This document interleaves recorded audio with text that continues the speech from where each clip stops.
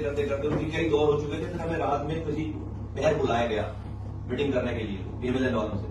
तो हम मीटिंग करने जब वहां पे गए तो ऐसा लगता है कि जब हम जो है कमरा खोलकर घुस गए बस कमरे में, जब आप नजर आ जाते हैं कमरे में तो बोला कि भाई जो बैठ भी जाओ। तो कोई मूड नहीं था हमसे मीटिंग करने का, वो तो सेक ऑफ जो है वो एक वहां में हमने इंगेज कर लिया है, इस हवाले से मीटिंग हुई। और उस 15 मिनट उस 40-45 मिनट की मीटिंग हुई हमारी। उन्होंने कहा कि आपके बाद अभी दोबारा हमें पीपल्स पार्टी वालों से मिलना है। तो हमने पूछा भाई क्या तय हुआ आपका पीपल्स पार्टी से? उन्होंने कहा सब चीजें कॉन्फिडेंशियल है, हमारे लिखते बात हुई उनसे।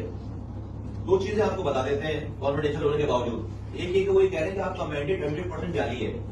हमारा सबका 60% होगा, 50% होगा। हमारा पीपल्स पार्टी कह रही है, फीमेल कह रही है कि पीपल्स पार्टी कह रही है कि हमारा 100% मैंडेट जारी। कॉन्फिडेंशियल में सारी बातें नहीं बताई, ये वाली बात बताई हमें कि हमारा 100% मैंडेट जारी है।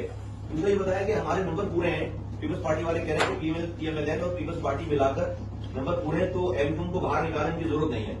अब ये पता होना चाहिए हमें ना कि भाई हमें कल को हमारी वो बात अगर कोई नहीं सुन रहा, नहीं मानी जा रही, तो पता होगा कि मूड क्या है। ये पता होना, मेरा कहना है पता होना चाहिए इस वाली बात को सबको। उनके नंबर पूरे हैं, उनके नंबर पूरे हैं। और पीपल्स पार्टी का ये सरार है कि भाई एमक्यूएम की जरूरत नहीं है। ये दो बातें उन्होंने हमें पहली मीटिंग में बताई। हमने उनको जवाब नहीं दिया, ही हमने नहीं जवाब दिया, हमको हमारे पास सारे जवाब थे सब लोगों के पास। कहते भाई आप अपने मैंडेट की बात करते